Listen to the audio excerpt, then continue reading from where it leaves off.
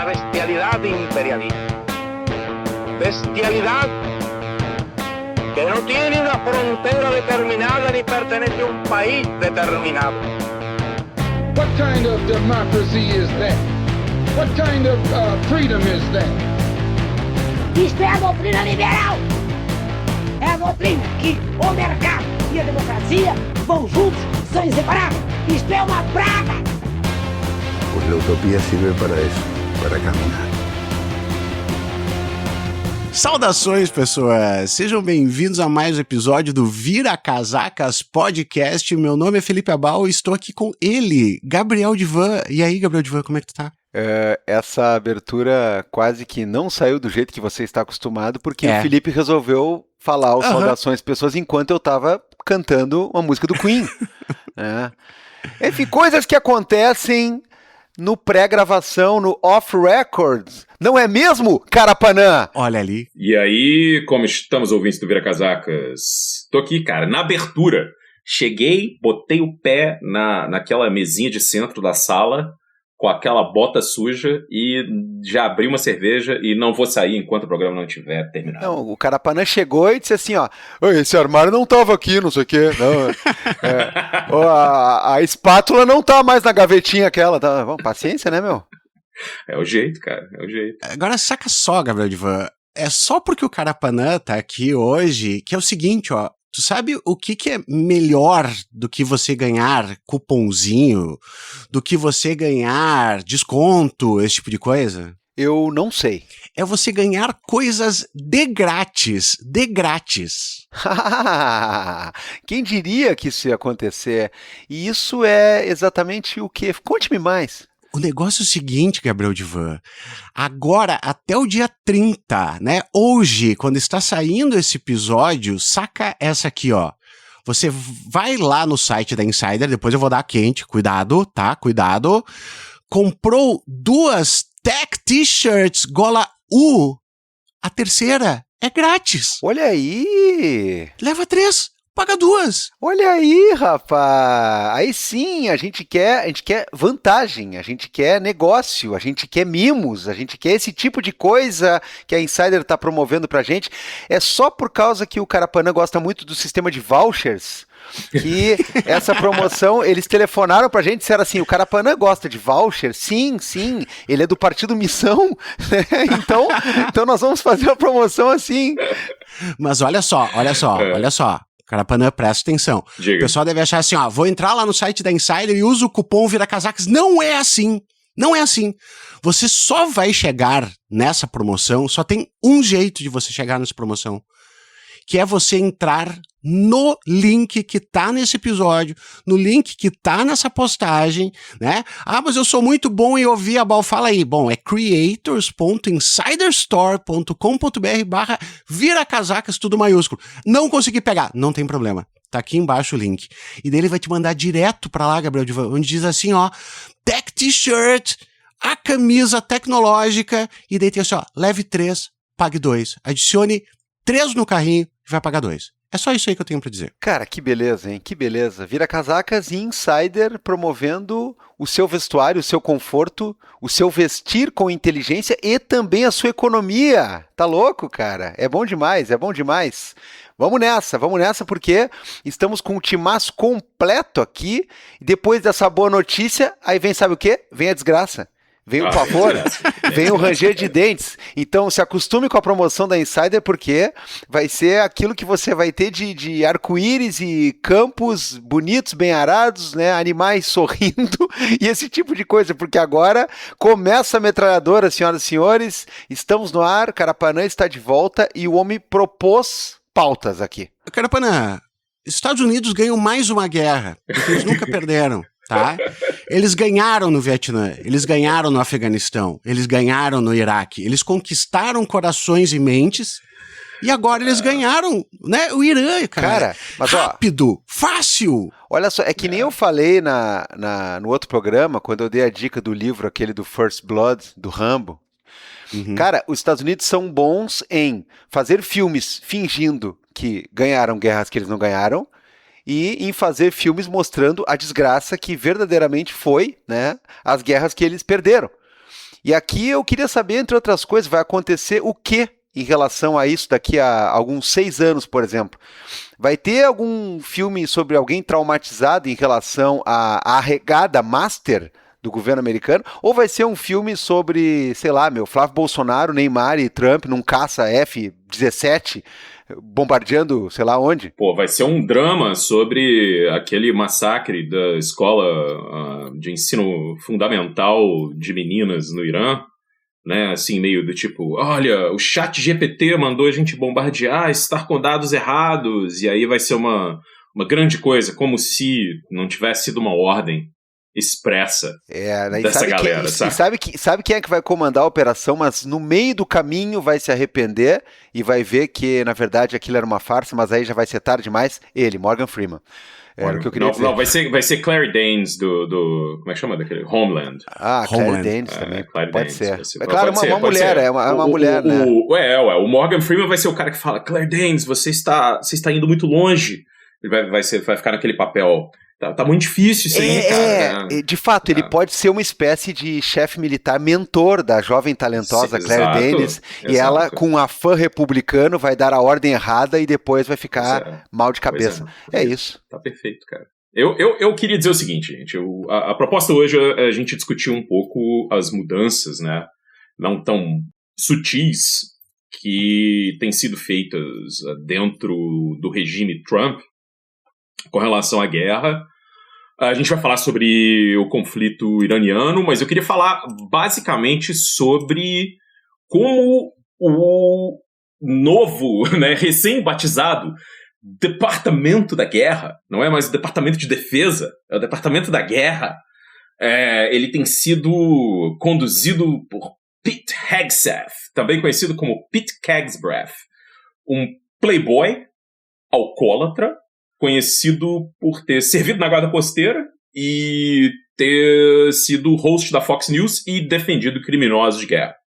Esse cara era, como várias pessoas da administração Trump, é alguém que veio da TV, né? Kristi Noem veio da TV, uma galera dessa é um povo que ou tá dentro desse tipo de jornalismo conservador ou vem do mundo de reality show, que eu acho tá faltando ainda a gente conseguir um dia discutir a relação entre extrema-direita e a ascensão do reality show, porque é inacreditável, cara, como isso tem batido. Especialmente nos Estados Unidos, mas não apenas, né? Estamos vendo lá que a neta do Mussolini ganhou o BBB da Itália, porque... Por que não, né, cara? Por que não? Eu só fiquei triste com essa notícia porque a galera que foi dar o troféu qualquer coisa não botou o troféu de cabeça para baixo e entregou na mão dela. Porque, né, é o que alguém deveria fazer, enquanto Bella Ciao toca no fundo. Mas vamos lá. Bom, o Pete Hegseth, esse tipo de playboy, é um cara notoriamente alcoólatra e não... assim, praticamente uma figura que não tem, é um maluco com várias tatuagens de Deus Vult, aquela cruz do reino de Jerusalém, essa coisa, essa ideologia, né, esse mito da união da cristandade na guerra contra o Islã, que para qualquer pessoa que estudou história das cruzadas por 2 segundos, gente, não precisa de muito não, você vai e lê a porra da Wikipédia. Pode ler até na Grokpedia lá do Elon Musk, que vai ter uma outra coisa que você vai entender que nunca existiu isso. Nem união do lado muçulmano, nem união do lado cristão, e nem porra nenhuma disso, entendeu? Do tipo, teve aí 2 episódios que isso aconteceu e que, sei lá, um deles foi bem depois das cruzadas. Enfim, o que eu acho incrível é que esse cara, que é um maluco cheio de ideias, que é vinculado a uma igreja católica tradicionalista, a partes... Agora eu tô na dúvida, cara, se ele é católico ou não. Ele é vinculado a um secto de, sei lá, de cristãos norte-americanos que defendem que tem que acabar com o voto feminino, que defendem que tem que,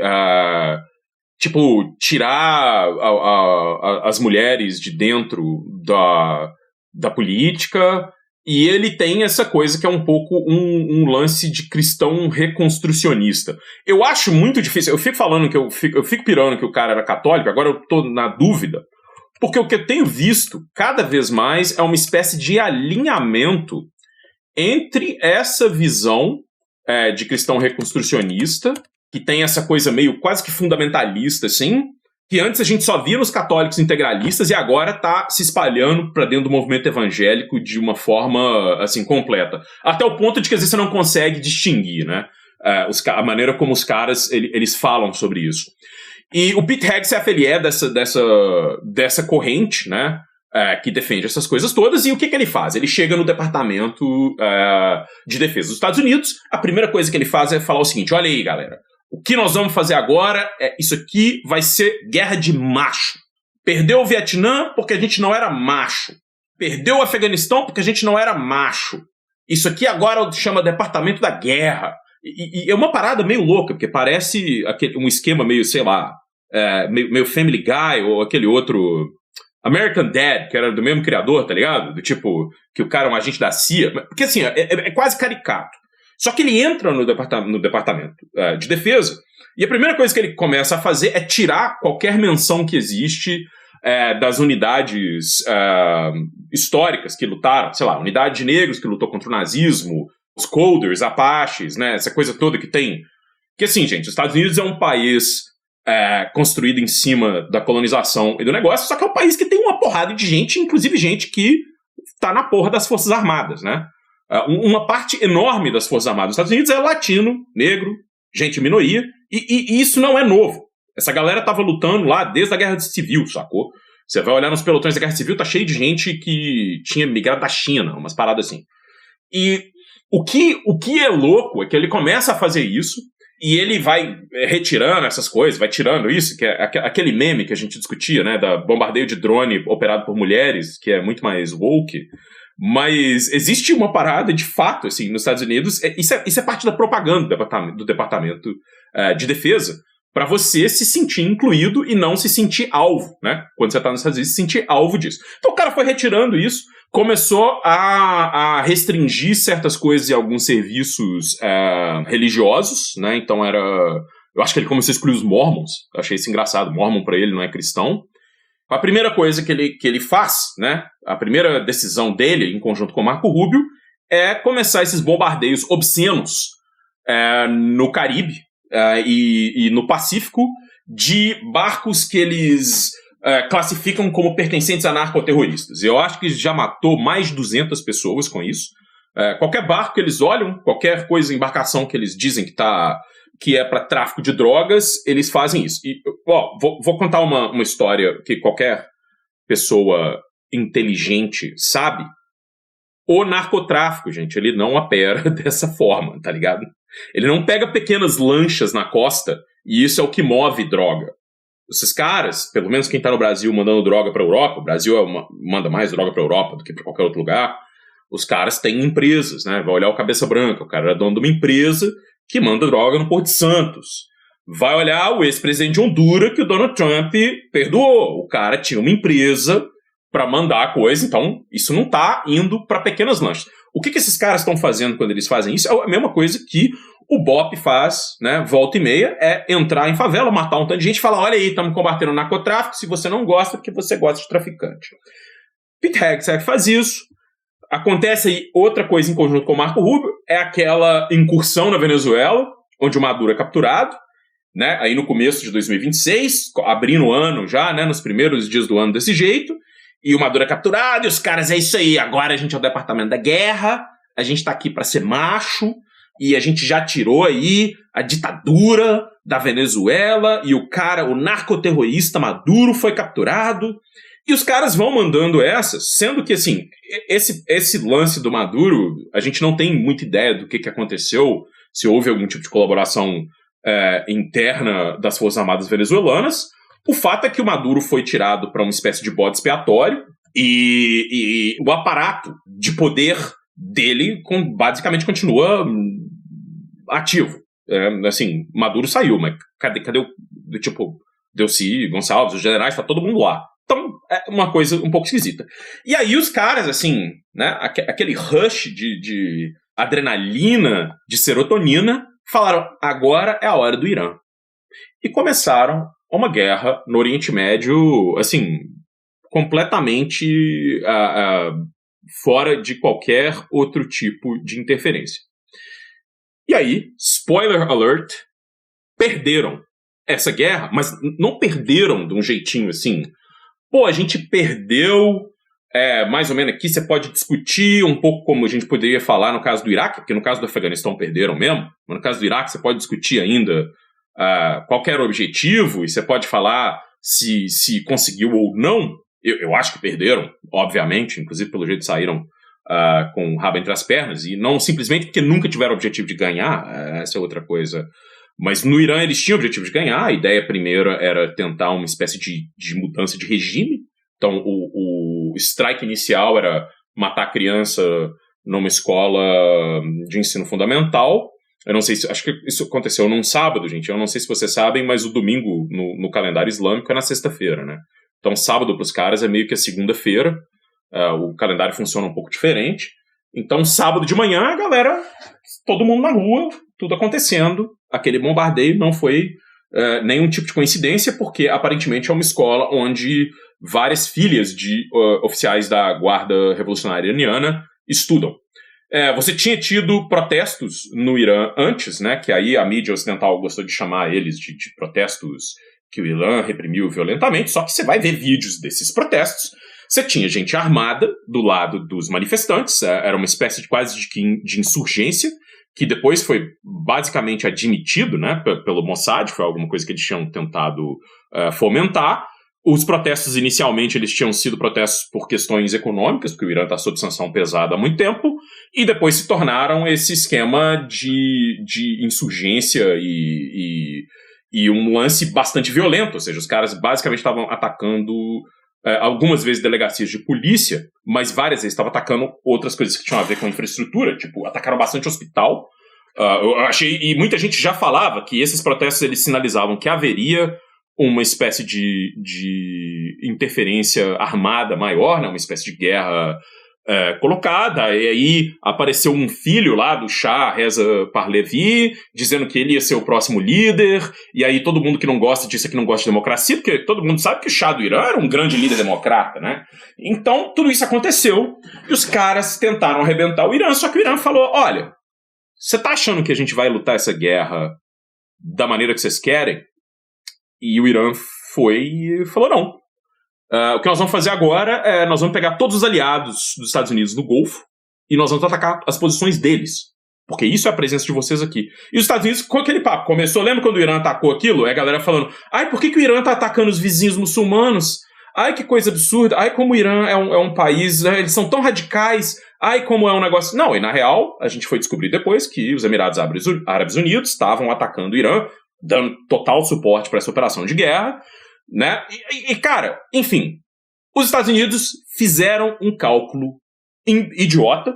Hoje tem quem queira colocar a culpa em Israel somente, não, também mas isso foi um cálculo idiota, gerado, aí aqui é a minha teoria, em parte pelo complexo militar americano, mas em parte, meus caros, por esse tipo de ideologia de uma guerra de uma guerra máscula, de uma guerra, digamos assim, uma guerra legendários, sacou? Uma guerra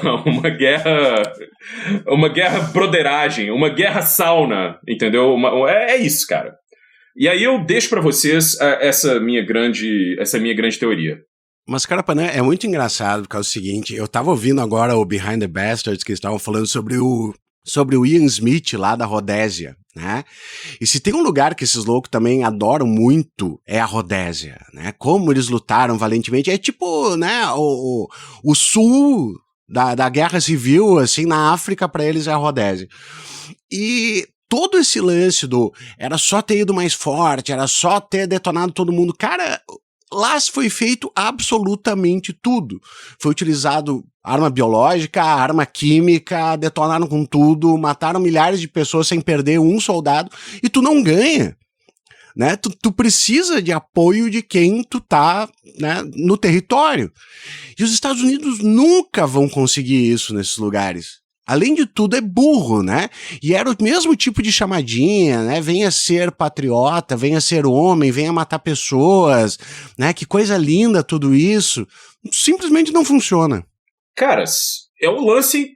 Esse esquema de você sempre tem que ir um pouco mais adiante e a vitória tá dada, cara, é McNamara, né? É o lance do Vietnã o tempo todo, assim. O que é que faltou para ganhar o Vietnã? Faltou jogar mais bomba no Camboja.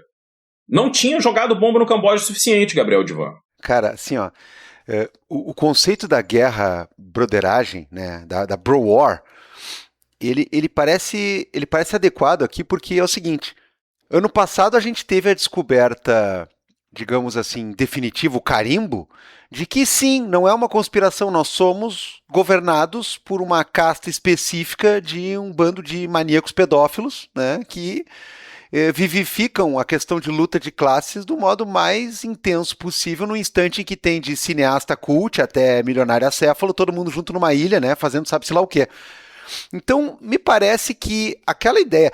Tem aqueles livros, né? Obviamente vocês, o Felipe principalmente, vão saber melhor que eu, porque é estudioso desse tema. Tem aqueles livros e documentos que, já está comprovado a questão do uso de drogas, né, pelas tropas nazistas, né, não só como um aditivo estimulante para se colocar no mood do combate, mas também como uma espécie de hábito estimulado. E existe uma série de documentação que sugeria, entre outras coisas, que havia um tipo de culto à masculinidade também que redundaria numa camarilha gay, né? E aqui é triste isso porque eu não estou falando gay num sentido de como se fosse uma coisa a mais para que a gente zombasse ou ridicularizasse esses caras, não, né? É uma lástima nesse ponto. Mas, velho, eu fico me perguntando em relação a isso, porque eu acho que sim, a emulação de nazismo, para não dizer, né, o revival ou vivificação de um nazismo, tá? Não estou falando no sentido aleatório, estou falando no nazismo canônico. É muito impressionante.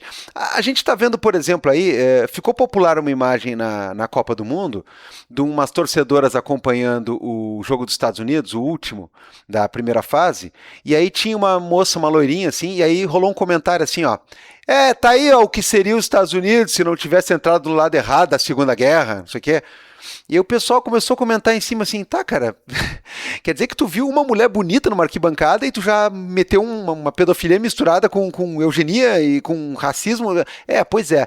Cara, assim, ó, eu não tenho mais muita dúvida de que isso tá rolando de uma maneira bem planejada, de um certo ponto de vista que a gente pode, sim, partir para a análise da guerra bro como uma espécie de o nosso ponto de observação seguro, o nosso porto seguro de interpretação das coisas, porque, velho, é isso.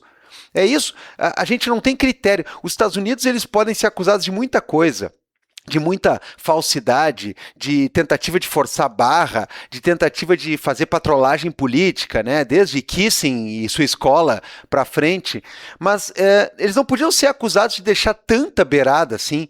A gente descobre coisas aí, né, da CIA, o Gordon Banks, a gente descobre coisas da CIA que vão surgindo, assim como no meme aquele, tem algumas que são há muito tempo admitidas. Agora, deixar tanta beirada e flagrantemente tanto equívoco e tanta atrapalhada e tanta bagunça é uma coisa que realmente é um pouco chocante, né? Então, assim, a gente está percebendo que nós estamos lidando com um grupo de imbecis, quando não focados dentro desse dogma aí interno, né, de representar esse bromance do banheirão da Smart Fit, né, porque, cara, assim, é um show de horrores, meu. O cara percebe que falta, a gente brincou, né, com o filme do Morgan Freeman sendo o homem negro estrategicamente posicionado numa posição de inteligência prudente e tudo mais, mas, cara, nem isso acontece, velho. Nem isso acontece, cara. Desde secretário de saúde dizendo que cheirava pó em patente, passando por cara que manda bombardear e não sabe nem o que, passando por umas decisões que o cara percebe que não é uma coisa assim, não foi um equívoco, não é um filme de comédia assim, que acontece um erro, que alguém preenche errado um formulário, não, cara, é a mentalidade dos caras mesmo. é uma mistura de crueldade com palhaçada, assim, com burrice, que me deixa muito, muito, muito apavorado. Caras, eu queria só pegar um fio da meada aqui histórico, mas tem em guerra dos Estados Unidos, eu acho que para entender os Estados Unidos, cara, tem cada vez mais, e eu acho que tem sido cada vez mais importante, voltado para a guerra civil. Eu acho que o período de hoje, no que acontece nos Estados Unidos, é mais parecido com a guerra civil, do período da guerra civil, período pré-guerra civil, do que qualquer outra comparação, inclusive comparações com o fascismo europeu. Eu acho que a maneira como a guerra civil foi repensada, né, pós-guerra civil, ela foi leniente demais com os confederados. E só eu que acho isso. Talvez o grande símbolo disso seja como toda essa camarilha que tomou conta, né, do aparato estatal nos Estados Unidos é toda ela vinculada ideológica, geograficamente, partidariamente com esse projeto confederado. Incrível, cara. Porque o projeto confederado ele não era só um projeto de direitos dos estados poderem manter a escravidão. Era um projeto de expansão da instituição da escravidão, de expansão colonial e inclusive, de regressão de qualquer tipo de reconhecimento de que pessoas não brancas são seres humanos passíveis de direitos iguais, entendeu? Você vai ter várias fissuras aqui e ali, né? Você tinha, por exemplo, mexicanos que lutaram do lado dos confederados porque era gente que tinha propriedade escravocrata dentro do sul confederado. Porque tinha partes do sul confederado eram México antes, ou tinham sido parte, sei lá, das possessões espanholas e tal. Mas, no fim, se você olha o que está escrito, e se você olha o que o projeto confederado foi, é um projeto de sabotagem de eleições, era um projeto de destruição de qualquer tipo de institucionalidade norte-americana, porque o que os caras queriam fazer era usar a minoria que eles eram para tentar instrumentalizar e não deixar que a abolição da escravidão existisse. E outras coisas também. Os caras eram contra um monte de outras coisas. Então você vai olhar como eles iam fraudar eleições no Arkansas, eles iam fraudar essas... É inacreditável. Mas o que eu acho é que quando a gente volta para pensar o que foi a Guerra Civil Norte-Americana, essa é uma guerra que ela é quase como se fosse assim, a maneira como ela é pensada no imaginário nacional era quase, foi aí um negócio aí, né? Não precisava ter sido assim, talvez as coisas pudessem ter ido, a escravidão pudesse ter sido abolida incrementalmente, quando na real o que estava acontecendo naquele momento era que nem esse pequeno incrementalismo, né, esses pequenos passos à lá Brasil, uma ali, lei do ventre livre, outra ali, uma lei do sexagenário, dali você vai, até que você abole a escravidão, os confederados estavam lutando contra isso para tentar, assim, tentando fazer coisas que me lembram que são essas operações do ICE nos Estados Unidos, tá? Os caras iam para os estados do norte para capturar gente que eles diziam que tinha sido liberada, tinha fugido para lá, e você não podia fazer nada, entendeu? Você tinha esse tipo de intervenção violenta em comunidades, em outros lugares, que eram falados sobre isso. E tem uma parada, gente, que é assim, mesmo dentro, é incrível como o cristianismo do sul dos Estados Unidos foi todo construído para tentar justificar a instituição da escravidão. E para justificar as outras aberrações que os caras faziam. Porque uma das paradas que os caras da União descobriam, né, os soldados comuns descobriam quando eles chegavam no sul, era que, tipo, o que os donos de plantation estavam fazendo? Eles estavam estuprando mulheres escravizadas e fazendo filhos, estuprando as próprias filhas e fazendo essas coisas assim que é típico de casa grande senzala, esse tipo de coisa que só a aberração da instituição da escravidão fazia, enquanto eles se proclamavam homens de família, né, e o vento levou e o caralho, sacou? Do tipo, não. E o fato de que não se reconhece, isso tudo está acontecendo hoje, porque não se reconhece o fato de que todo mundo que participou daquela merda deveria ter sido enforcado. Robert E. Lee, todo mundo deveria ter sido enforcado. Todo mundo deveria ter sido executado. Todos os líderes da confederação deveriam ter sido executados. Eu não estou falando punir os caras que lutaram, não. Mas nem isso foi feito. E é uma coisa inacreditável, por exemplo, como... Eu tô falando isso porque tem um livro de história revisionista no bom sentido, da Confederação, que basicamente o título é esse: They Should All Have Been Hanged. É isso. Porque essa guerra custou ela teve um preço inaceitável, uma coisa assim, absurda.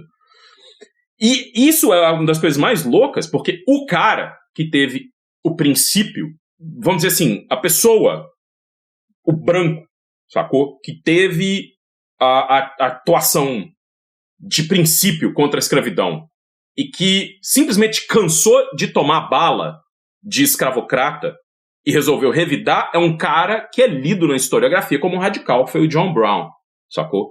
John Brown era um cara que tinha sido criado como calvinista, um calvinista do bem, talvez o único, e ele tinha horror à escravidão, cara, horror à escravidão. Você tem coisas que são, assim, memórias de infância dele, e quando ele vê o que é a escravidão a primeira vez, ele levou o gado do pai dele para ser vendido no esticado escravocrata. Ele é um jovem, uma criança praticamente, tem 13 anos, alguma coisa assim.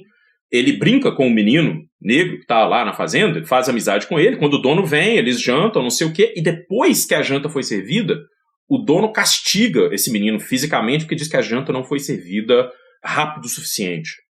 Isso, assim, é um dos episódios. Então, John Brown era um cara que estava lá com Harriet Tubman, com Frederick McDouglass, com todo mundo. Ele estava junto, Frederick Douglass, ele estava junto com esses caras, junto com os abolicionistas, ele tinha amigos, ele era um cara que era muito diferente.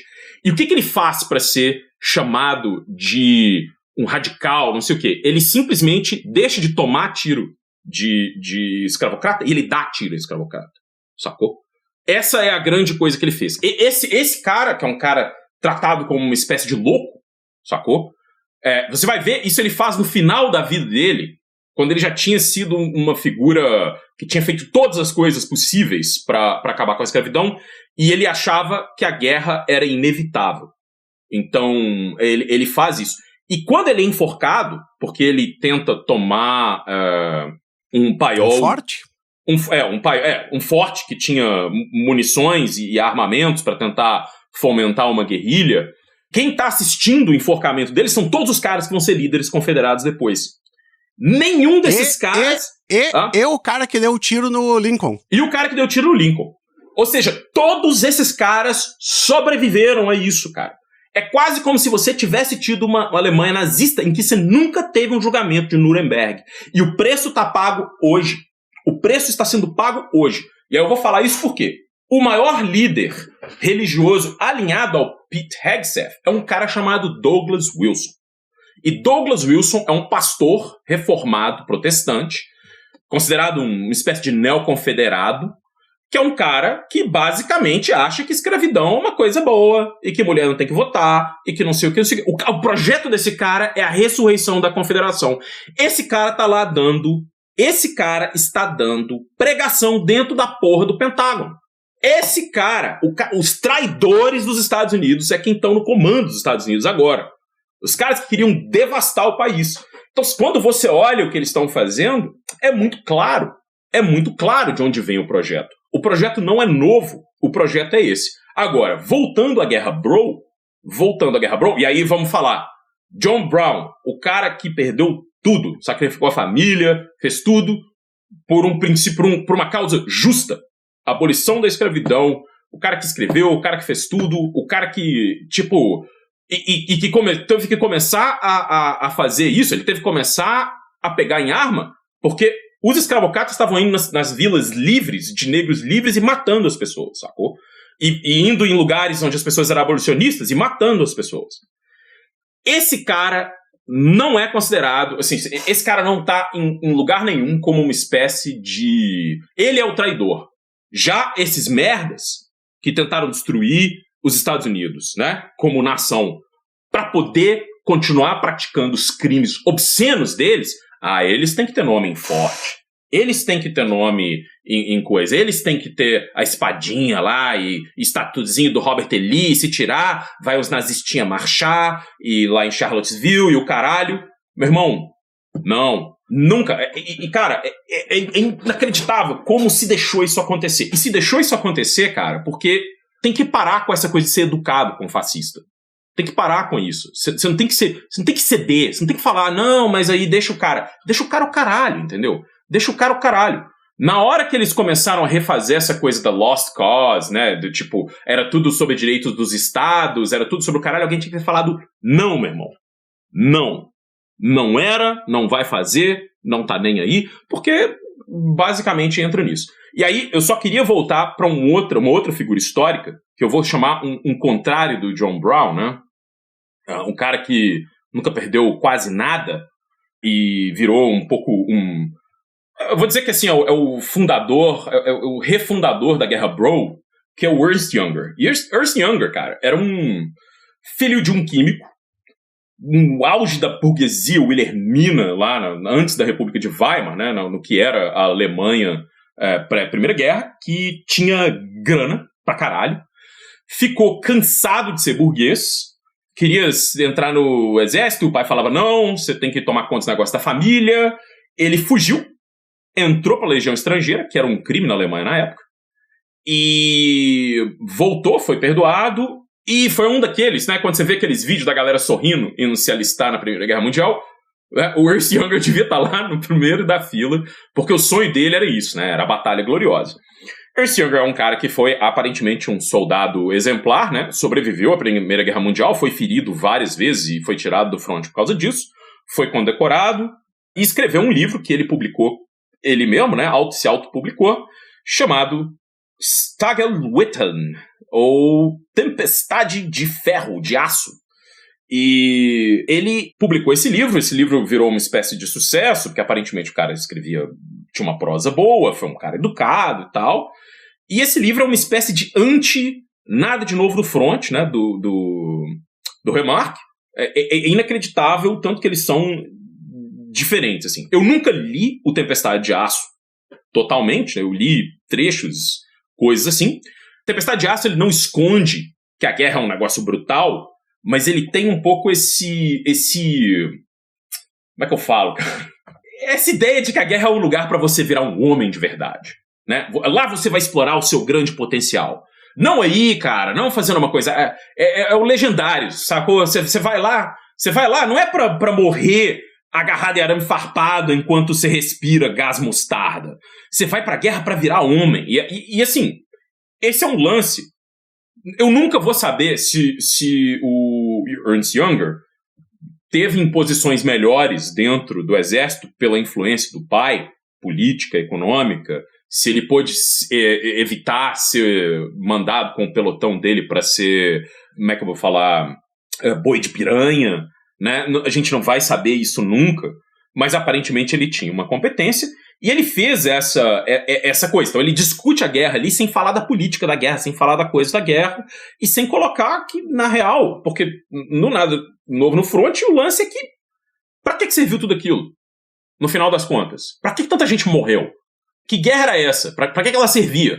O Jünger tá falando assim, ué, essa galera morreu, isso tudo aconteceu pra eu virar abaixo, cara, pra eu ser foda, pra isso, né, é aquela coisa, isso purifica as pessoas, esse lance liberal de você querer ter tudo na mão, tudo bom, isso aí acaba, então você tem que fazer isso. Então assim, Jünger foi um cara que escreveu outros livros depois, ele aparentemente foi um escritor reconhecido, e foi uma das figuras fundamentais do meu tema sinistro preferido dentro da República de Weimar, que é a Revolução Conservadora, né? Os caras que eles meio que criam o que vai ser depois um pouco o cerne intelectual da ideologia nazista, não foi criada só pelos nazistas, ele vem do que esses caras faziam, do Thomas Mann, dele, do Carl Schmitt, todo mundo que era contra a democracia liberal e que se diziam conservadores, mas os conservadores que queriam fazer uma revolução conservadora, né? Que queriam fazer uma insurgência contra a democracia liberal, porque estavam reclamando que não tá funcionando do jeito que tá, e como é que pode existir socialista, não pode acontecer isso. O Jünger é um cara que ele produz isso, ele vira um autor absolutamente recomendado pelos nazistas, ele continua servindo, ele vira oficial do exército alemão depois da Primeira Guerra, e ele continua escrevendo, ele serve inclusive durante a Segunda Guerra Mundial, inclusive sob os nazistas. Ele nunca aceita os cargos que o partido nazista quer dar para ele. né? Ao contrário do Heidegger, ao contrário do Carl Schmitt, ao contrário dessa galera, vou dizer assim, pra ser justo, não tô dizendo que ele é bom ou melhor ou caralho, não. Ele tenta sempre manter uma certa distância, e aí eu vou dizer que eu acho que tem um pouco a ver com a coisa meio do cara ser... talvez mais a ver com o fato dele ser um avant-garde, um ricaço, um cara meio não sei o quê, e achar que os nazistas são meio caricatos e ridículos, né? Isso é só a minha teoria com base nas coisas que eu li.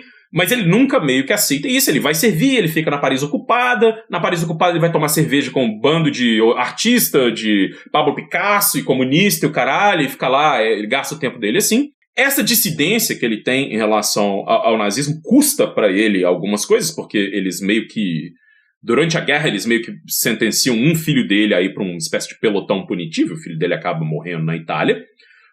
Mas ele meio que também é uma das figuras que depois da Segunda Guerra recusou o processo de desnazificação, né? Recusou assinar as coisas, recusou tudo, então nunca foi alguém muito... tem coisa, ele reclama do que os nazistas faziam com os judeus, ele escreve uma coisa aqui, uma coisa ali, mas assim, meu irmão, você era o herói literário da República de Weimar, dos conservadores, você tinha condição de ter feito muito mais. Então, assim, é uma figura que perdeu aí, virou sempre uma espécie de vilão da literatura, né? E é interessantíssimo, porque o Remarque, o cara que escreveu o Nada Novo no Front, ele teve que fugir da Alemanha, né? Porque os nazistas atacavam, quando ele ia falar publicamente, eles atacavam literalmente, eles iam lá tentar dar porrada nas pessoas que iam ouvir ele, tentavam fazer plots para assassinar o cara, porque a ideia era toda preparar a juventude alemã para essa grande guerra racial, essa grande guerra nacionalista que os caras estavam planejando de expansão para a Europa. E cara, eu acho, se a gente observar, né, esses momentos, assim, né, essa coisa da bro war e etc, eu não sei no que é que isso vai resultar dentro do que é a estrutura militar americana, que vamos dizer assim, gente, militar na gringa. Sabe como o conservador brasileiro lambe o cu do exército? Até ficar bem limpinho. Assim, ele lambe a bota do exército, o cu do general, o conservador brasileiro ele é obcecado com essa coisa. O militar, ele é muito preparado, o militar, ele não sei o quê, parará. O americano, em geral, sempre foi desse jeito. Tem um pouco a ver com essa mística da participação americana nas guerras europeias, que aí vão dizer assim, uma guerra que os Estados Unidos ajudou a ganhar e teve um apoio da população, não é coincidência, né, gente? Foi a guerra contra a Alemanha nazista e contra o eixo em geral. Essa guerra, ela é o fruto de toda uma mitologia que é meio que quase uma refundação do exército norte-americano, cara. Você vai olhar... e que tem obras, vou dizer assim, quase que meio malucamente belíssimas, né? Eu acho que são bons filmes, são boas coisas sobre essas guerras. Eu adoro o Band of Brothers lá. Eu acho... Assim, inclusive, bom demais se você vai ler o epílogo depois, né? Que a maioria dos caras sobreviveram cometeram suicídio depois, ou viraram alcoólatras, assim. Ou seja, a divisão de paraquedistas que passou pela França ocupada e passou a porrada e a galera sobreviveu, os caras estão danificados depois. Assim, poucos conseguiram dar conta do que é o trauma de poder viver assim. Então, isso sempre é escondido, você sempre tem essa coisa de uma guerra gloriosa, só que assim, o que o Hegseth quer fazer? Isso não é o suficiente. Essa coisa onde o aparato americano de guerra, blá blá blá, mas que inclui todo mundo, e que tem piloto de drone lésbica, e que tem transexual, não sei o que, não, isso não pode. Você não pode ser um exército que inclui todo mundo. Ele tem que ser um exército agora de homens brancos, cristãos, não sei o que, não sei o que.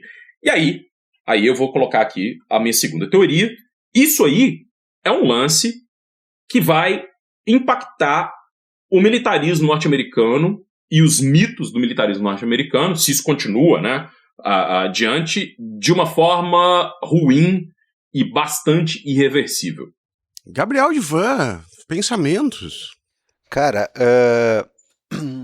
talvez a gente tenha que mudar um pouco, não que isso seja uma grande novidade para muita gente, mas para um outro tanto de gente talvez a gente tenha que mudar o foco para pensar justamente em girar um pouco o que é o nosso padrão em relação à política e em relação a esse tipo de coisa, também porque tendemos sempre a pensar que estão acontecendo coisas que vão superando as nossas linhas de imaginação mais dantescas.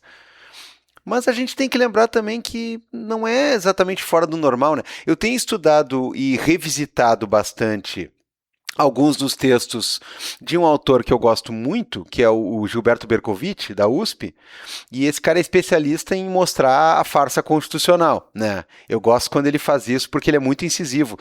E ele tem vários estudos sobre a questão da Constituição americana para mostrar que, na verdade, ela é o maior monumento de a gente tentar parecer que mudou coisas, mas mantendo as principais como elas são, né?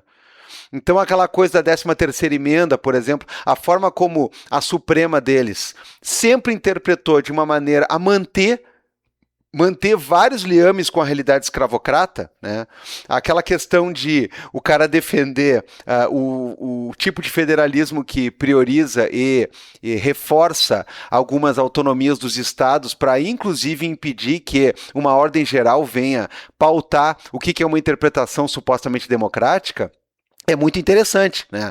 Então ele mostra que a Constituição e a interpretação constitucional dos Estados Unidos da América do Norte, ela sempre foi dada como uma espécie de normalidade, num sentido de conflagrar uma desigualdade, conflagrar uma manutenção, e eu não estou dizendo assim, os poderosos, uma coisa meio aérea, meio genérica, não, eu estou falando de manter com uma bela de uma aparência de que desmanchou coisas como escravatura, coisas como, né, aquele tipo de... Hoje se fala em neocameralismo a partir desses novos dementes aí, né? Novos velhos dementes que escrevem, mas isso é de certa maneira, bastante estimulado por essa prática.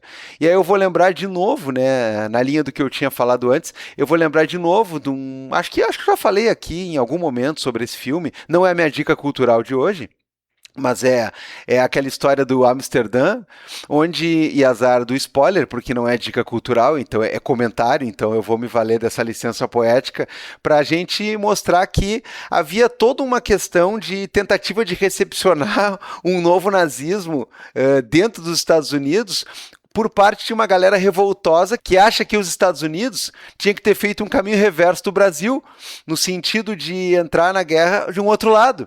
No sentido de entrar, inclusive com uma das falas de um dos personagens cruciais, né, mais ao final, que diz que, olha, cara, vocês voltaram da Europa rezando pro Deus errado.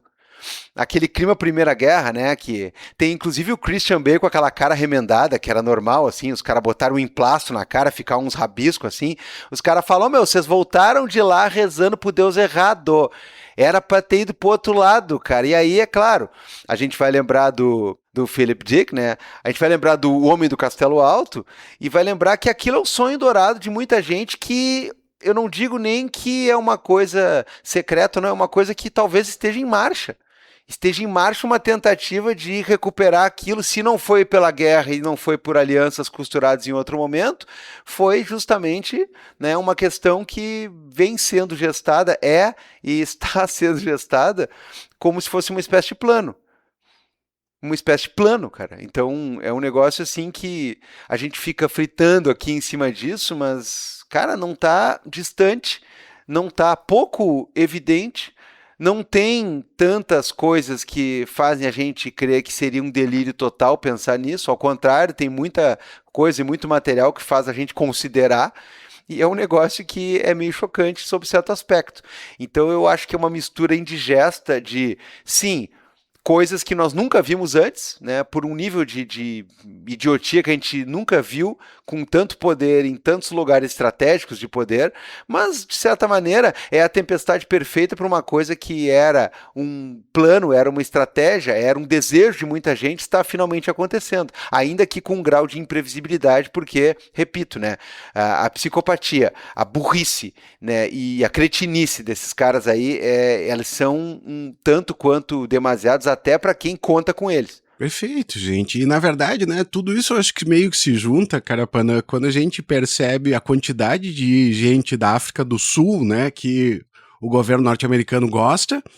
E Gabriel Divan, tu estava falando negócio de teoria da conspiração, de quem que pega e comanda o mundo, né? E agora ainda por cima sai aquele clubezinho do Peter Thiel, assim, que a galera faz parte para conversar, para ter umas palestrinhas. Tem até eu gostei que tem um Tinder privado, né? Que eles dizem, quem sabe vocês dois não ficam juntos. Que bonito isso aí, cara. Não, e muito bom na Argentina, né, cara? A vontade de comprar uma geleira para fazer uma estação de resfriamento de data center se mistura com a antiga vontade de criar uma coloninha em algum lugar, né?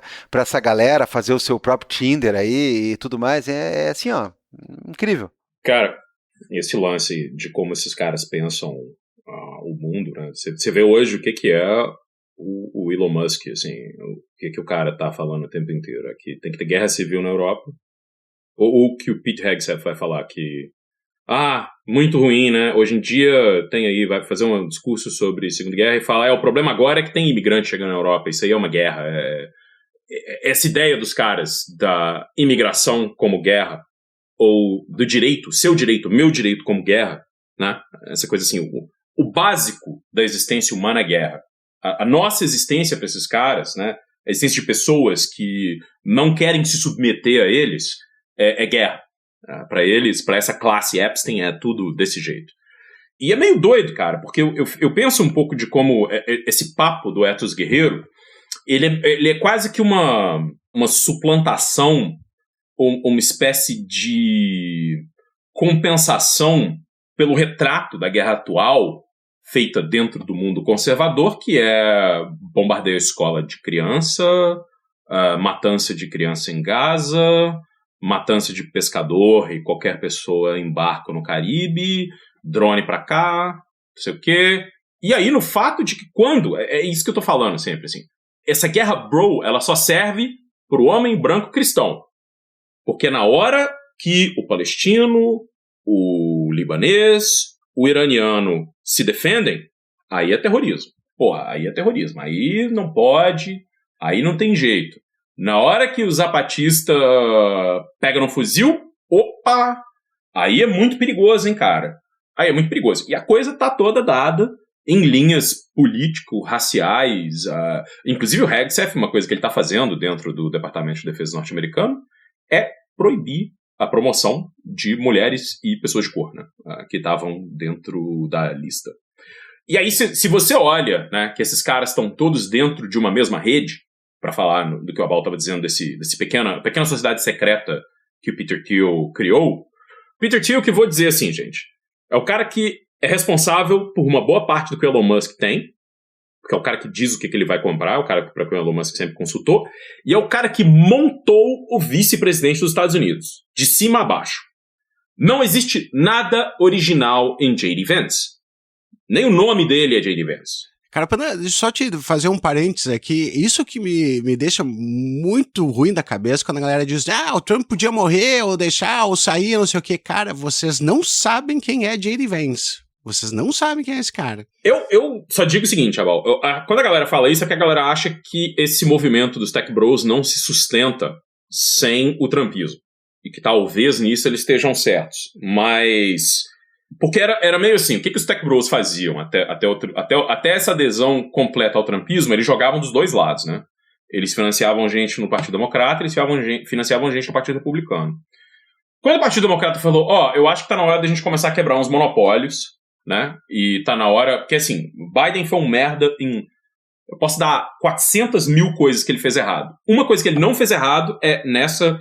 questão de discutir o trust de tecnologia, discutir monopólio, discutir coisas de concentração de mercado, que os caras viraram e falaram, não, então agora a gente tá aqui, a gente é 100% maga agora. E o J.D. Vance era um cara que, não sei se vocês se lembram, era uma espécie de crítico educado do Trump ali no começo do governo. Ele não era um conservador até o Trump perder a eleição. Ele não se posicionava dessa forma, exatamente. Ele aparecia lá com o Hillbilly Elegy, que era um livro que todo mundo elogiava, Só que quando você vai ler, ele não é tão bom, e tem várias discussões de que esse livro foi ghostwritten por uma pessoa que orientava o Jay Vance em Yale, e que essa outra pessoa que é absolutamente conectada com o mundo dos Tech Bros, que era a orientadora dele, e que essa galera é toda... E é isso, gente. Você tá falando de um povo que é todo ligado entre si por essas conexões que a gente não tem acesso. Os caras, eles vão ter tudo deles agora é privado. E eles estão cada vez mais entrando dentro dessa fantasia de que o restante do mundo é opcional, né? Que eles podem viver nas próprias comunidades e que... Não é que nem que eles estão dizendo assim, os outros humanos vão nos servir, não. Eles estão dizendo, não, na hora que a gente tiver robô, a gente não vai precisar dessas outras pessoas, entendeu?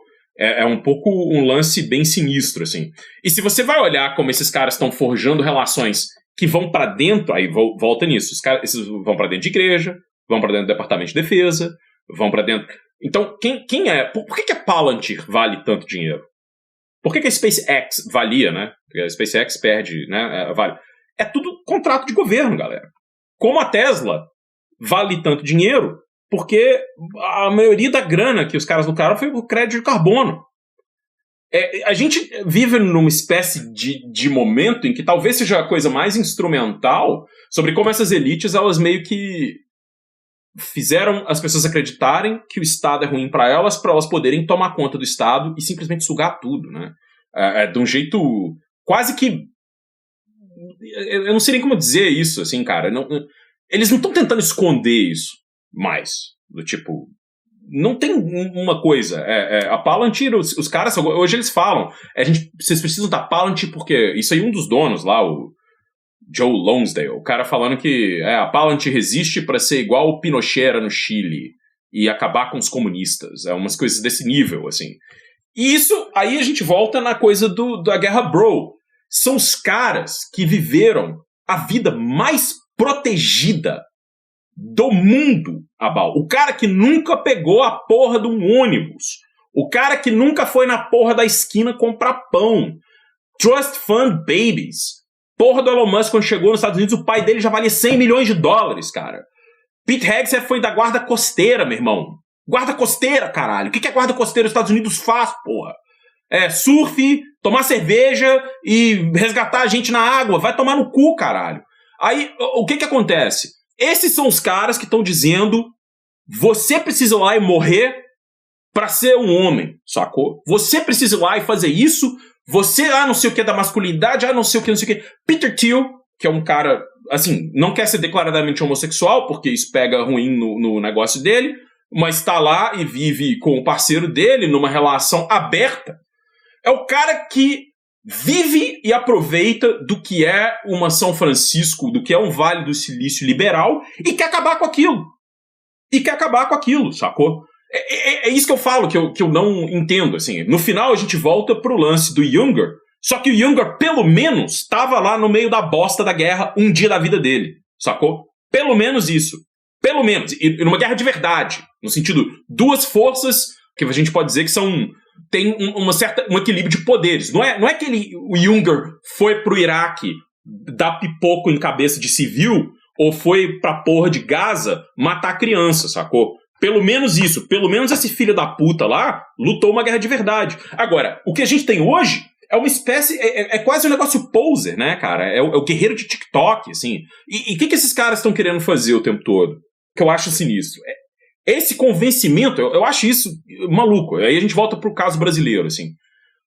PCC e CV agora são terroristas.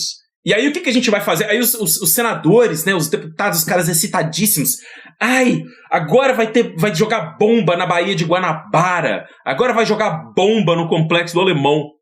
Cara, assim, é o que eu falo, né? O que vale pros confederados vale pra uma galera, viu, bicho?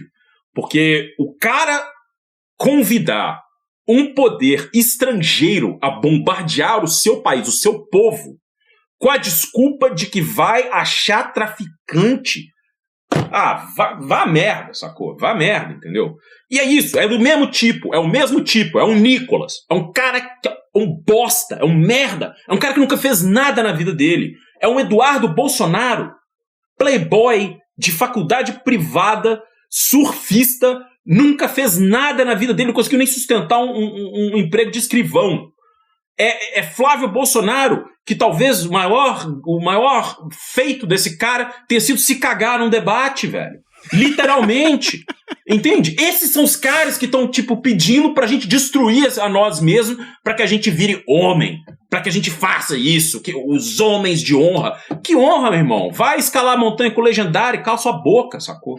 Gabriel Divan, depois disso, o que dizer? Cara, é exatamente esse o ponto, que é tão óbvio, e é por isso que a gente fica tão estarrecido quando percebe que isso aí ganha adeptos e ganha, muitas vezes, a discussão em sentido de boca do povo, porque, cara, em primeiríssimo lugar, assim, em primeiríssimo lugar mesmo, sem ironias nem nada, uma das questões que eu queria ver debatidas é essa. É uma galera falando em macheza. Bom, já faz um bom tempo. Já faz um bom tempo que a gente debocha do cara que acha que é Vikings, né? Porque ele come carne mal passada e toma cerveja vermelha, né? Cerveja artesanal e sei lá, e molho, não sei o que, molho pardo, nem isso, deve ter nojo, né? Enfim, mas, cara, esse é o ponto, é uns caras falando em guerra, é uns caras falando em, sei lá, testar limites, não sei o que, cara. Aí o cara faz lá uma merda de uma dieta paleolítica e bota uma foto trucada com um IA pra mostrar que tem gominho, né, aqui na diagonal direita, aqui embaixo da teta.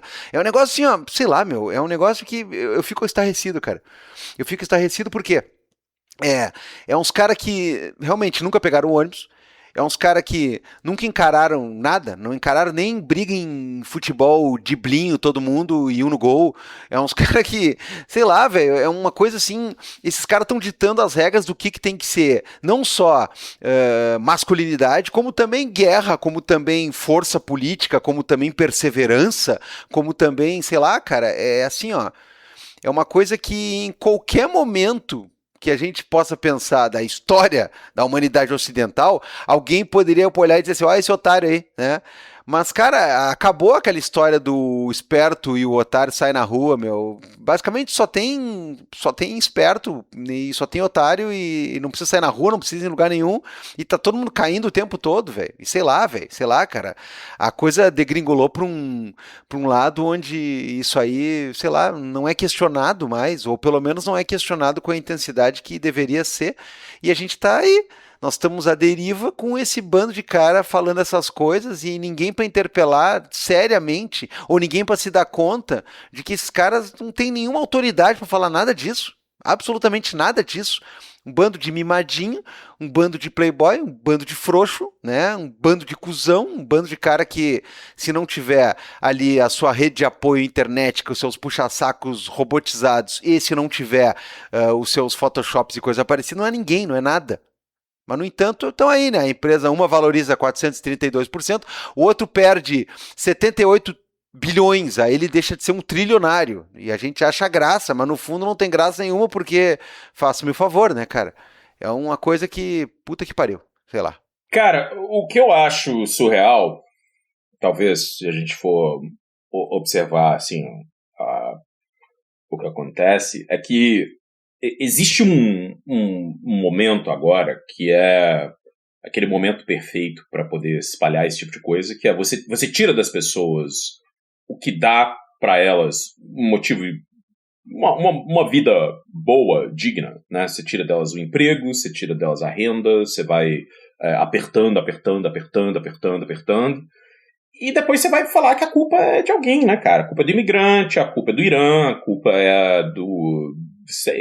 E voltando aqui ao Pete Hegseth, o Pete Hegseth é um cara... Não, Pete Hegseth, sorry. O Peter Thiel, que é muito Pete nessa história. O Peter Thiel é um cara obcecado com a obra... Cara, eu esqueci agora o nome do sociólogo, cara, um francês. Puta merda. René Girard. René Girard. É o René Girard, que é um cara que fala sobre culpa e é um cara que fala sobre violência e o René Girard tem uma teoria de que... Uma teoria dos bodes expiatórios. Vou resumir aqui, porque eu também não preciso ficar explicando isso demais. E o que o Peter Thiel tem medo é uma coisa que é uma realidade óbvia. de que as pessoas vão culpar os bilionários pelo mundo que eles criaram. O mundo que a classe Epstein criou, a classe Epstein não quer tomar a responsabilidade por isso, né? Os caras, o Peter Thiel não quer que a gente fale, olha, essa internet de merda, esse boom da AI que não serve pra nada, essa destruição de tudo que o mundo digital criou para vocês criarem pequenos monopólios, a vigilância estatal, a concentração de renda, o pogrom na Inglaterra que o Elon Musk estimula, isso é culpa de vocês. Ele não quer que isso aconteça. Ele morre de medo que isso vire uma realidade, entendeu? E que ele possa ser alvo de violência ou, se não, de algo. Então, a ideia dos caras sempre foi criar outros países, criar a colônia ariana lá na Alemanha, que eles falam disso. Mas eu acho que o que o Peter Thiel ele fala sobre a culpa, sobre esse lance, ele vai tentar meio que dizer que isso é tudo um lance do anticristo, ele vai tentar explicar que isso tudo é meio que uma coisa errada. Cara, eu vou falar o seguinte, cara, do tipo, ele tá tentando basicamente colocar a culpa nos outros. Então, o fato de que o Vale do Silício hoje ataca imigrantes o tempo inteiro, né? Antes a gente via isso no viés algorítmico. Agora a gente vê isso, eles estão falando isso abertamente. Os caras da Palantir, o Elon Musk, os caras estão dizendo isso abertamente. Eles estão atacando essas pessoas, eles estão atacando governos de esquerda em outros lugares, eles estão falando isso. Então, o que eles querem fazer? Eles querem impor a culpa sobre outros. Esse caso clássico, né? Por que o lance trumpista era tipo, ô Trump, tá difícil aí o negócio da inflação, você criou essa guerra, culpa do Joe Biden. Culpa do Joe Biden. Joe Biden que fez isso aí. Eu governei os Estados Unidos antes, eu nunca governei os Estados Unidos antes, eu nunca fiz nada. Culpa do Joe Biden. Eu fui preso, eu estuprei alguém, é culpa do Joe Biden, cara. Culpa do feminismo, culpa da Greta Thunberg. O Peter Thiel chegou ao fato de dizer que a Greta Thunberg é o anticristo, velho. Assim, cara, eu canso desse tipo de coisa, porque eu acho que tem hora que eu não quero nem ficar levando a sério, nem ficar discutindo isso. Só que esse é um momento perfeito para isso funcionar, eu acho, Divan. Porque o que eles estão fazendo é basicamente criando as condições para que as pessoas caiam nesse golpe. Para que as pessoas achem... Só que eu acho que talvez eu tenha um pouco uma ideia de que os caras meio que pisaram na bola aí, cara. E eu vou falar outra coisa, que talvez eu disse aqui 50 vezes. Nenhum desses caras, inclusive, especialmente os caras do Vale do Silício, estaria onde está hoje se a gente tivesse uma imprensa minimamente decente. Elon Musk foi um cara montado por jornalismo de acesso. Donald Trump, idem. Peter Thiel, um pouco diferente, porque nem dá acesso, só simplesmente processa e destrói o veículo que falou dele, que ele fez com o Gawker.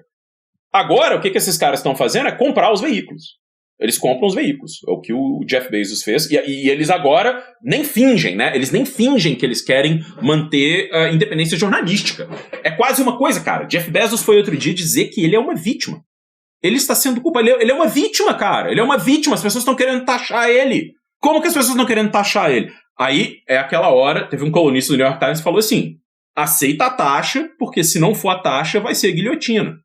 Porque ele estava dizendo, estava comparando os caras com a realeza de Versalhes. Vocês têm que parar com isso. Tipo, não fica desse jeito, não deixa a coisa explodir. Eu falei, quando os caras falaram assim, a elite do Vale do Silício ela tá se entrincheirando, né? E não tá escondendo, essa é a coisa mais louca. Eles não escondem mais nada. Eles falam abertamente o que eles querem fazer. Então, cara, dentro dessa coisa não tem nenhuma coincidência aí. Não é uma coisa que o Doug Wilson, lá, o pastor confederado, tá fazendo, o que o Hegseth tá fazendo, o que o Peter Thiel tá fazendo, o que o Elon Musk tá fazendo, o que o Trump tá fazendo. Tudo isso são planos onde esses caras meio que... Eles estão lá, nesse momento agora, no signal privado deles, planejando alguma coisa. A gente aprendeu isso, cara. Tá lá nos e-mails do Epstein, tá lá nessa rede do cara. E é louco, né? A gente chegar no completo círculo do vira-casaca, a gente começa falando como as teorias da conspiração da direita eram completamente malucas, enquanto tudo aquilo que a gente leu no Dark Money era real, não é no jornalismo, né? Não é a teoria da conspiração, ou seja, como os ricos se organizam para não deixar que uma agenda progressista. É real e é pior. É isso, é pior. Enfim.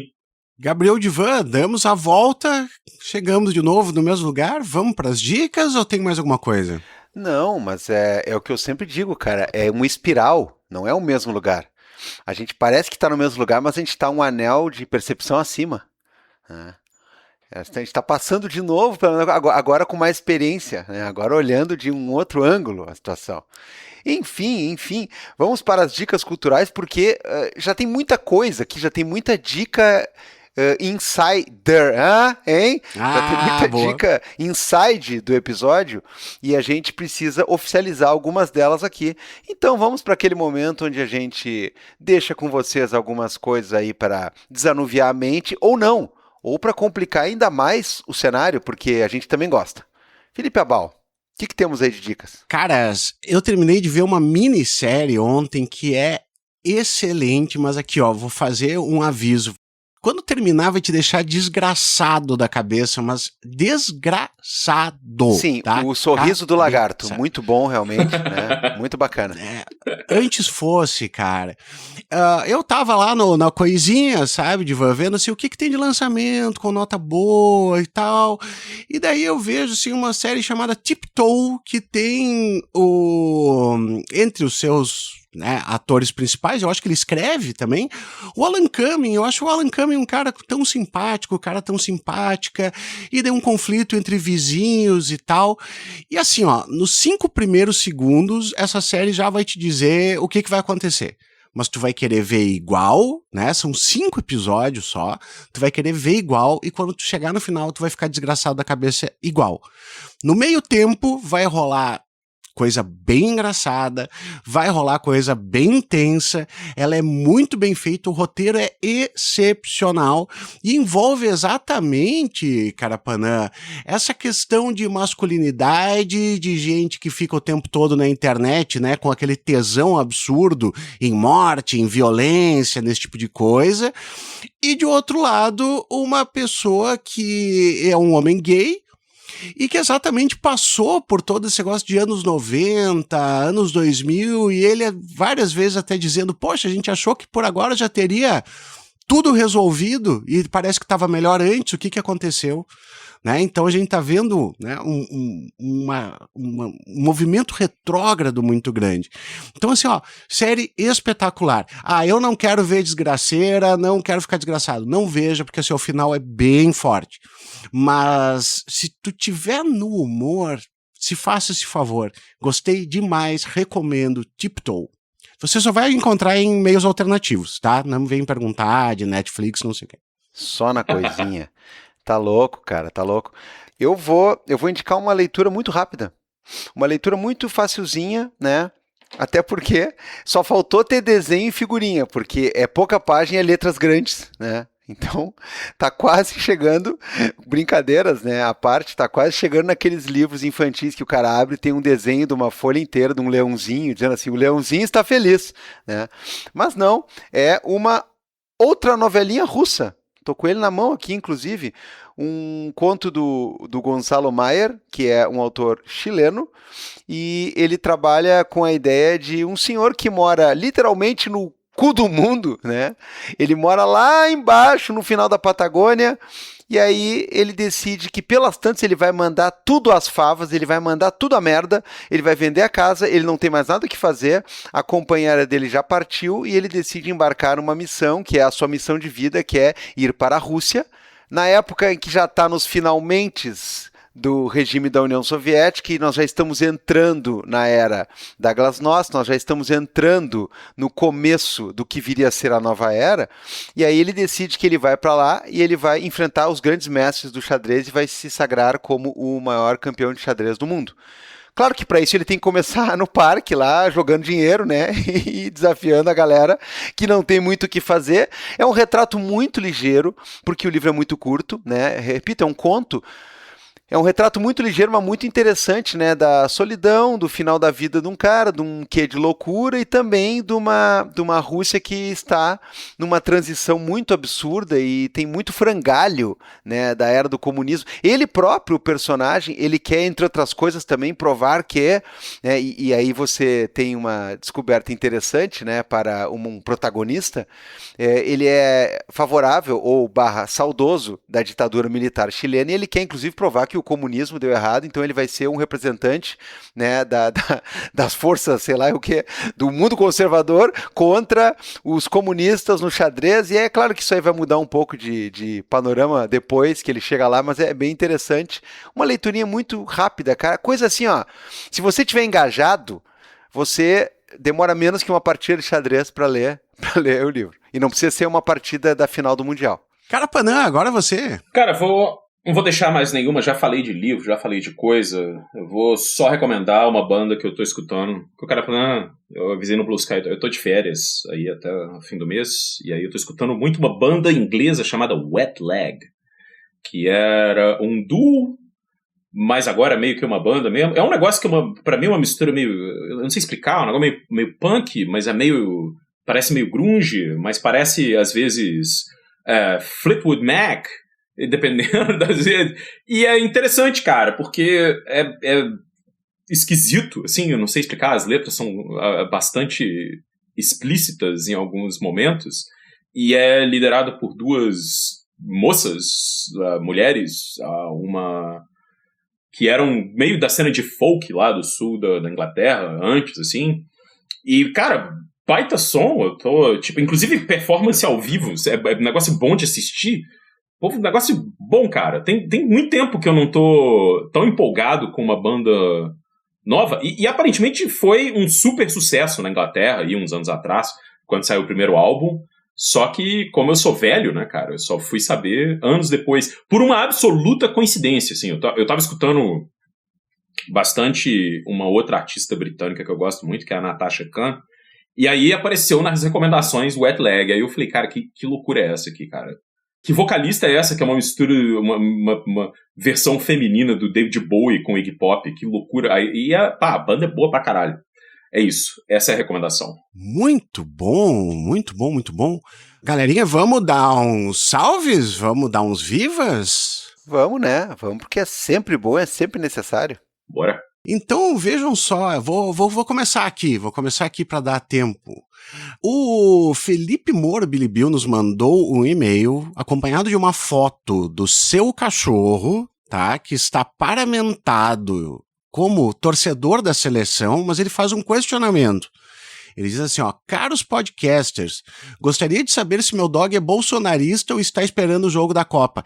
É a grande dúvida hoje em dia, né? Tu vê uma pessoa de camisa da seleção e tu diz, e agora? Né? O clima de Copa me faz acreditar que é torcedor, porém, os óculos escuros e o visagismo na barba me fazem pensar o contrário. Além de se babar todo comendo assim como um autêntico Bolsonaro se alimentando.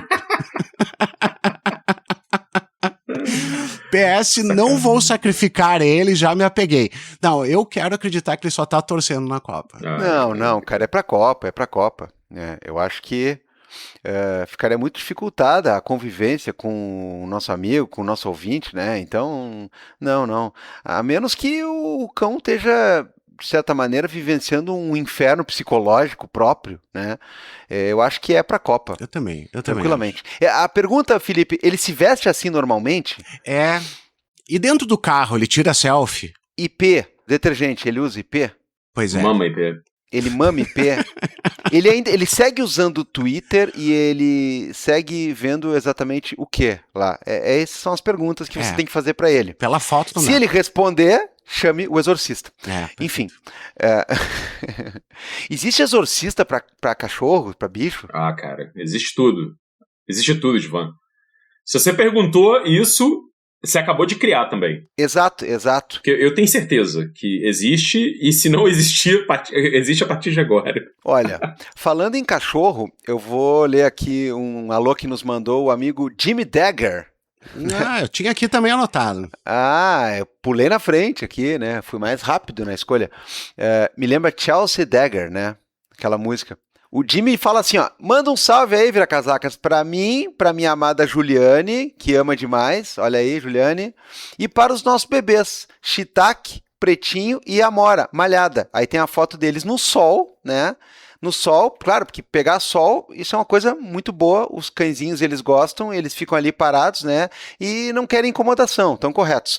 Mas ele diz assim, devido aos fogos, estão sofrendo com essa Copa, malditos soltadores de fogos. Sim, meu amigo, você está soltando um fogo que faz uma imagem bonita no céu, tipo assim, a cara do Neymar, né. Ah, que massa, Divan, o parabéns. distintivo da CBF, né, um coração, não, você está lançando uma merda de um negócio que só faz um barulho que assusta as pessoas, que assusta os bichos, que incomoda, que, enfim, isso é uma bosta completa. Eu não consigo entender esse negócio assim, ó. Ê, viva, hoje tem jogo, então olha aqui, ó. Bum, bum, pá, pá, pá, pá, pá. Porra, vai se fuder essa merda. Festa de santo, cara. Ah, Nossa Senhora. Aqui é a mãe de Jesus, filha da puta. Aqui é Natal, caralho. Bum, bum, bum. Eu não entendo essa merda. Eu acho tudo isso é um horror. Vira Casacas é contra fogos. É contra fogos, exatamente, né? E então é isso, cara. E ainda por cima, né, os bichos ficam em polvorosa, não sabe para que lado correr. É uma confusão muito grande. Eu sou completamente a favor da gente engajar contra os fogos. É assim, ó, fogos e bet, velho. Não dá. Simplesmente não dá. Cara, o negócio da Bet é feio, né? Tá destruindo tudo, né? Eu tava vendo um meme aí que me circularam, que era zoando a Cazé TV. Era tipo, como se fosse uma entrevista com o Casimiro. Era assim, uma cantora Cazé, ele, Beth Carvalho, pô, pica. Aí, uma cidade brasileira, ele, Betinha Piroca. Uma empresa de jogos, Bethesda. Um lugar para conhecer, Bethlehem, Nascimento de Jesus. Um filme, Cassino. Uma música dos Beatles, Getting Better. Falei, cara, pega mal, meu irmão. No mínimo. Eu vou restringir aqui, ó, é foda. Não, assim, ó, se eu sobreviver esse ano, né, para chegar até as eleições, né, eu vou ter sobrevivido, apesar de os termos latereio, foi pro X1, né, pica, esquece, tal, e as odds. Quais são as odds de eu tomar no rabo? Isso aí, as odds, vontade que dá pra, as odds. Eu acho que tu chega lá, Divan, quer apostar. Quais são as odds de eu sobreviver? Essa é a questão. E tá passando agora, só agora, pra quem apostar agora, vai ter um plus não sei o que do cacete. Aqui, ó, o QR Code, aqui, ó. O grande vídeo, né, do semestre é o do Marcelo Adnet, aquele, né? É a Beth, não sei o que, a Beth, que olha a Áustria! Que é outro clássico imortal dele, que é aquele do jogador sendo entrevistado na saída do jogo da seleção, que é um vídeo que já tem, tipo, mais de 10 anos. O cara, isso aí pra mim é tudo bom, se ganhar, ganhou, aumenta o passe, se não, vai de férias, vou pra Cancún, e tipo, acabou essa coisa. Muito bom, cara. Enfim, é isso, meus amigos. Manda um salve geral aí, Carapanã. Cara, tem mais, calma, tem mais. Peraí, Não, então, não sei, pode falar. Não, vai ter o salve geral, mas olha aqui, ó, o salve geral, inclusive, dado pelo Carapanã, que é o inventor, né, do salve geral, né, depois da galera do home office. Tem uma galera que tá no presídio de segurança máxima, presídio federal, que tá trabalhando em home office, né, sim. Aí depois o Carapanã. Mas olha aqui, ó, aliás, 20 anos, galera. Eu tava falando com a galera, o pessoal da Guatemala lá, eles adoram quando eu conto coisas do Brasil, né? Esse ano eu mostrei pra eles lá algumas músicas do Pose e do Oruan, pra discutir uma série de coisas lá, envolvendo, né, essas figuras, grandes figuras da República, né, como diriam. E aí eu conto pra eles o negócio do PCC e aí eu mostrei pra eles a linha evolutiva, né, cara? Defesa de direito de preso, virando mega corporação criminal, virando isso, virando aquilo, aí chega no ponto de Faria Lima, como eu discuti ali quando a gente tava falando com o Acácio. Mas aí é engraçado porque 20 anos fazem daquele salve geral onde paralisaram inclusive a Avenida Paulista num dia de semana às 21 horas, né, porque estavam ameaçando queimar tudo, queimar ônibus, queimar qualquer porra que passasse, né? Que loucura. Mas, ó, tem aqui, ó, mais um Viva que a gente vai mandar, que é pra Isa Ferreira. A Isa, ela fez um repost ali do RT comentado da última semana e falou assim, ó: às vezes eu sinto que sou muito emocionada com os posts do Vira. Não é só você. E acabo dando um tempo. Não precisa. Tanto que não comentei o quanto o podcast pôde pedir música com o terceiro episódio que eu traduzi para a italianada aqui, que foi o da semana passada com o Pontinho. Ela está se referindo, né, a 2 episódios antes desse. Mas essa semana foi fora de série. Aí ela bota 2 pontos e reposta o RT comentado número 60. Isa, muito obrigado, inclusive pelo serviço e pelo desgaste aí de ficar traduzindo e explicando para a galera aí, né, ficar parlando, como é que é aquela história que dizem, né? Tradutor é traidor, tradutore, né? Enfim, muito obrigado aí. E, pô, que bom, né? Que bom que você se emociona. Que bom que a gente emociona alguém. A gente se emociona aqui gravando, né? E você se emocionar também é efeito colateral. É efeito colateral. Perfeito. Grande abraço, coisa boa, né, cara? Imagina lá na Itália. E agora, manda o salve geral? Manda, mas só não pede pra incendiar nada aí, porque... Não. Ó, cara, eu queria só dizer o seguinte. Isso aqui é o Vira Casacas 490. E eu fico pensando que eu nunca esperava estar gravando o Vira Casacas 490, nem falando sobre o que a gente tá falando aqui. Talvez às vezes eu esperava estar falando sobre coisas piores, mas tudo bem. E, cara, um prazer imenso, é incrível. Isso não aconteceria sem todos vocês, nossos ouvintes. Tem ouvinte aí, cara, que tá com a gente desde o começo. O Assunção, o Derzu, a Betânia. É uma galera, cara, que tá ali escutando Vira tem tempasso, que tá lá, que tá comentando, que tá fazendo... É incrível, cara. Isso pra mim é incrível. E quando eu olho e vejo o tempo que já passou, que são quase 10 anos, né? Vai pra 10 anos daqui a pouco. E é isso. É só isso, cara. Sem vocês, nada disso seria possível.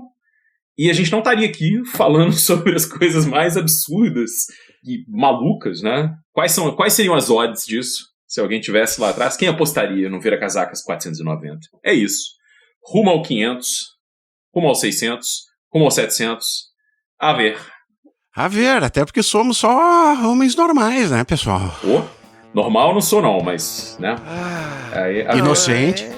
Talvez. Tchau, pessoal. Até. Tchau, pessoal. Boi. Faz tempo que não tem o boi, né? Boi. What is normal, man? What do you mean, normal man? Just innocent man.